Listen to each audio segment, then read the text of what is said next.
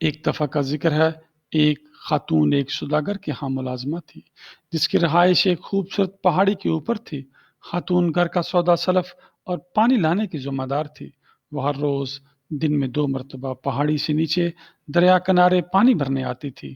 پانی لانے کے لیے وہ 2 برتن استعمال کرتی، جن کو اس نے ایک لمبی چھڑی کے دونوں کناروں پر باندھا ہوا تھا۔ وقت کے ساتھ ساتھ ایک برتن کے ایک طرف ایک دراڑ یعنی کریک آ گیا۔ خاتون نے برتن کے اس کریک کو دیکھا، لیکن اس نے اس برتن کا استعمال جاری رکھا۔ خاتون دریا کنارے دونوں برتنوں کو کناروں تک بھرتی، لیکن جب وہ واپس پہاڑی پر گھر پہنچتی تو کریک والے برتن میں پانی تقریباً نصف کے لگ بھگ رہ چکا ہوتا، لیکن دوسرا برتن اس وقت بھی لبالب بھرا ہوتا تھا۔ کریک پارٹ دوسرے پارٹ کو بھرا دیکھتا تو محسوس کرتا وہ بیکار ہو چکا ہے۔ اسے شرمندگی محسوس ہوتی، جبکہ بھرا برتن فخر محسوس کرتا۔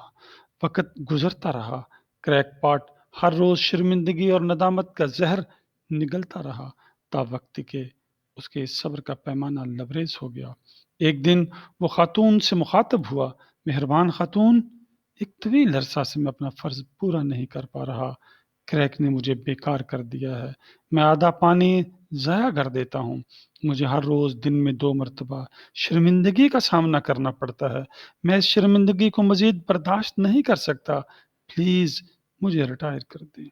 خاتون نے کریک پارٹ پر پیار سے ہاتھ پھیرا اور کہا، یو ڈونٹ انڈرسٹینڈ، تم اپنے ارد گرد نہیں دیکھتے۔ آج جب ہم دریا سے واپس مالک کے گھر کی طرف کا سفر شروع کریں تو پلیز اس راستے کو دیکھتے آنا جس پر میں چل کر آؤں گی۔ اگلی مرتبہ خاتون جب پانی کے برتن کندھے پر لٹکائے پہاڑی کی طرف چلی تو کریک پارٹ نے راستے کا بغور مشاہدہ شروع کر دیا۔ پہلی مرتبہ کریک برتن نے اپنی خامی سے نگاہ ہٹا کر ارد گرد کی دنیا دیکھنا شروع کر دی۔ اس نے پگڈنڈی کے اپنی طرف کے کنارے خوبصورت گھاس اور پودے دیکھے، جبکہ دوسری طرف خاک اڑ رہی تھی۔ جب خاتون پہاڑی پر گھر پہنچی تو اس نے کریک برتن سے پوچھا، کیا تم نے راستے میں خوبصورت گھاس اور پودے دیکھے؟ وہ صرف تمہاری طرف ہی کیوں تھے؟ مجھے تمہارے نقص کا علم تھا، لیکن میں نے اس نقص سے فائدہ اٹھانے کا سوچا۔ راستے کے ساتھ پودوں اور گھاس کو پانی دینے کا سوچا۔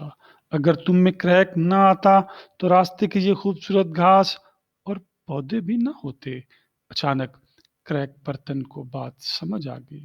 اس کی خوشی کی انتہا نہ رہی۔ اس کے تمام ندامت، پریشانی فخر میں تبدیل ہو گئی۔ اس کو سمجھ آ گئی، ہر وہ چیز جسے ہم اپنی کمزوری خیال کرتے ہیں، اسے نعمت اور طاقت میں تبدیل کیا جا سکتا ہے۔ ہم میں سے ہر کوئی منفرد ہے، ہم سب میں حامیاں ہیں، مکمل کوئی بھی نہیں ماسوائے ایک ذات کے۔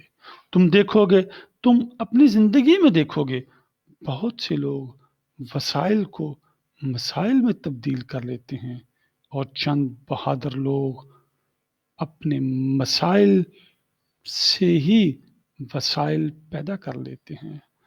دعا گو ہوں کہ اللہ تعالیٰ آپ کے جسمانی اور روحانی رزق میں اضافہ فرمائے۔ آمین۔